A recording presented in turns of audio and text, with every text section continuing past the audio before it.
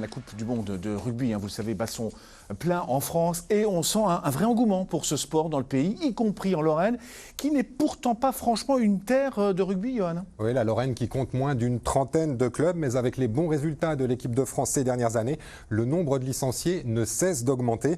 Le rugby lorrain qui cherche à davantage se structurer et qui mise sur cette Coupe du Monde à domicile pour susciter des vocations, comme vous allez le voir dans ce reportage signé Samuel Mulin, Stéphane Matuchet et Olivier Bouillon. Le 8 septembre, la fan zone de Metz a vibré pour le 15 de France face aux All Blacks. Des images, preuve d'un engouement spectaculaire pour les Bleus et pour cette Coupe du Monde organisée sur le territoire. Un événement dont les clubs lorrains comptent bien en profiter pour recruter de nouveaux licenciés. Dans l'école de rugby du Cosvillé, les inscriptions sont déjà en hausse depuis un moment. Depuis 3 ans, on sent l'augmentation des licenciés, l'engouement des gamins avec les résultats de l'équipe de France, c'est évident. Aujourd'hui, comment on est parti, on avait 65 gamins à l'école de rugby, on a fini à 100 l'année dernière. On a un objectif de 120, 130, donc on est dedans, on va y aller. Des enfants attirés par le jeu et par les valeurs du rugby.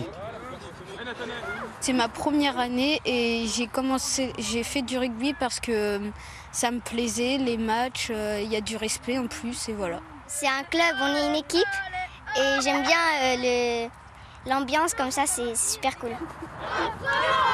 Dans le Grand Est, le nombre de licenciés a augmenté de près de 8% l'an dernier. En Lorraine, on dénombre près de 3500 licenciés sur les 320 000 que compte la France. Un chiffre presque dérisoire, mais un chiffre en augmentation.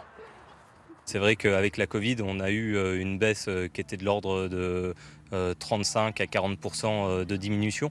Aujourd'hui, on a réatteint quasiment les chiffres d'avant Covid.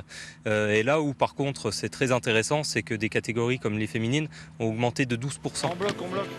Sur les 26 clubs lorrains, certains connaissent plus de difficultés pour constituer des équipes. C'est le cas dans la Meuse, qui compte seulement 300 licenciés.